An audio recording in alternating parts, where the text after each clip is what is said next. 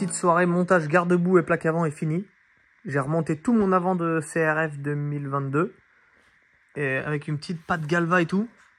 C'est beau, hein. C'est bien fait pour une fois. Pour une fois que je fais pas n'importe quoi. Le petit garde-boue repercé. Tu vois, au lieu de me fixer là et là, bah, j'ai déporté mes trous que j'ai mesurés et tout, comme vous avez vu avec mon anthrax et tout. Et puis bah ça fit nickel, hein. Ça fit nickel, c'est pas mal. Là il me reste plus que les deux Riesland pour bien l'aligner. Tu vois, hop, à droite et à gauche. Et on est bon. Contrôle de l'embrayage avec le carter là, comme je voulais faire. Comme je vous ai dit, et comme vous m'avez demandé en commentaire, un peu de mécanique. Donc je vous contrôle l'embrayage demain, je regarde la cloche et puis les disques, voir s'ils sont à faire. C'est bon, t'es bon chef? Tu veux que je te grimpe un peu plus sur la béquille ou c'est bon, t'es assez haut? On va démonter le carter pour voir la cloche, les disques, voir l'état du truc. J'aimerais bien vérifier. L'huile est encore dedans, donc c'est pour ça que j'ai penché comme ça pour pas vidanger. En fait, comme ça, l'huile est au fond là-bas. Et puis bah moi, il va y en avoir un petit peu, mais pas beaucoup quoi. Je me fais pas chier à vidanger, je veux juste contrôler. De toute façon, faut que ça fasse ce week-end. Et puis le week-end prochain aussi, parce que j'ai pas de trou quoi.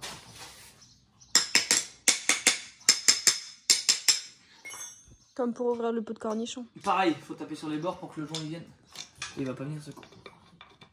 Qu'est-ce qui se passe? Cette vis, à mon avis, elle est grande, elle est encore dedans. Tes cheveux, vus de dessus, c'est pas très beau. Hein. Ah ouais, il y en a plus quoi, c'est ça. Bah écoute, ça va. J'ai pas de cloche à me faire pour l'instant.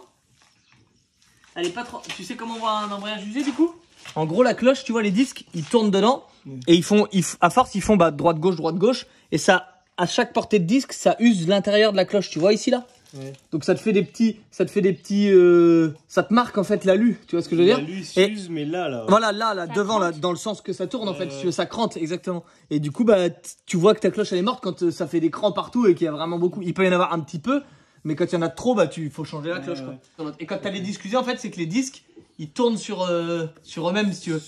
Ah ouais, ils grippent plus. Tu vois, ils grippent plus. Ouais. C'est que t'as plus de. Ça te fait plein de petits disques et plein de petits carrés. Et du coup, bah, ça grippe. Et quand ils sont morts, bah, c'est qu'il n'y a plus de grippe sur les disques garnis. Ouais. Et du coup, tout tourne et t'as plus l'embrayage. Donc ça se fait régulièrement les disques. Et puis après, quand tu as fait une fois ou deux les disques, en général, tu fais une cloche. Ouais, ah ouais alors. En général, quand tu changes la cloche, tu changes aussi le plateau de pression et la noix qui est dedans. Et les ressorts ou pas? Ouais, les ressorts aussi. Tout en fait. Qui te ressort, les ressorts, ils sont derrière ça. Là. Ouais. Tu fais tout.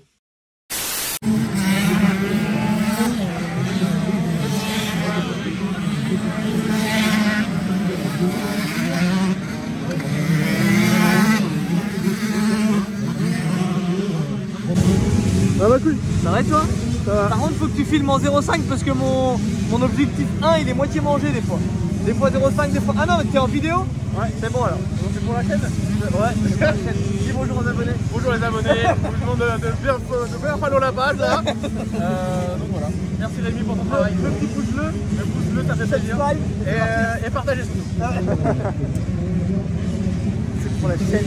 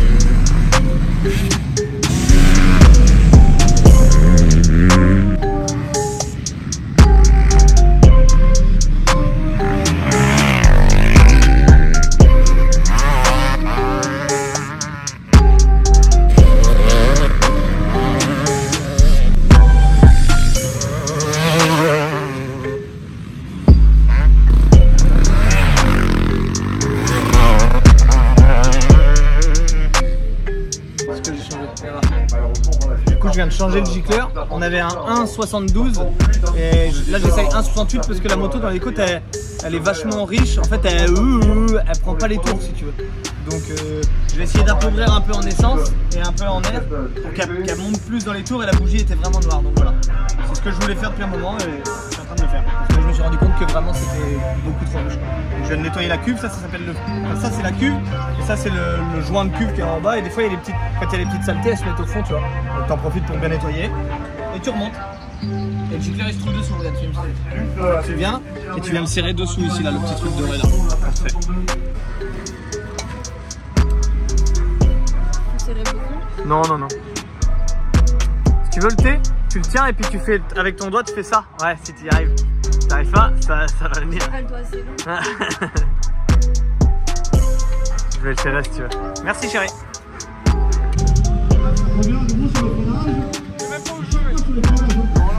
Allez, toi là.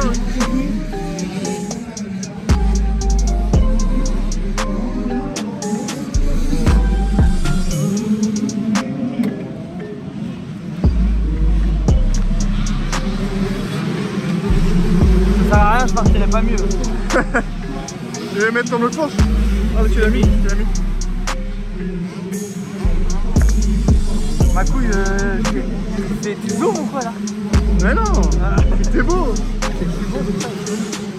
Un petit mot pour la caméra avant de partir. Non. Je suis stressé là. Non, même pas. Faut que je la Même mette pas je vais essayer de la mettre en embarqué, mais bon, sinon je fais peut-être une vidéo sans embarquer, peut-être pour une fois. Ouais, mais je vais essayer de faire. Ça va changer, tu vois. Je vais essayer de filmer, de commenter un peu si tu veux. Je vais essayer de faire un petit truc. Vas-y.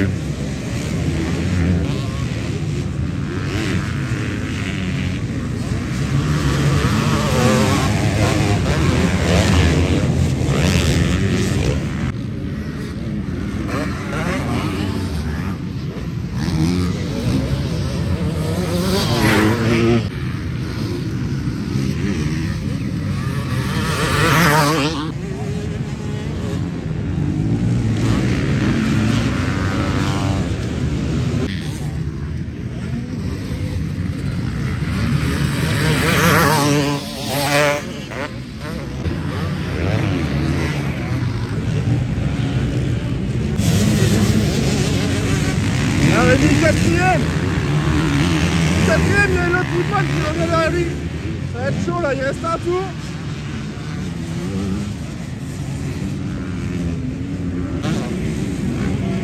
L'intérieur pour Evian. Ça passera pas.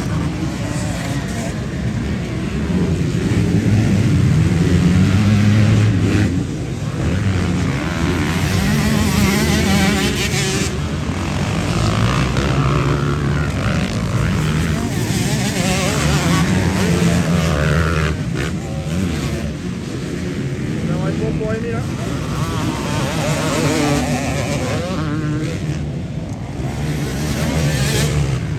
Avec 4e place, c'est bien.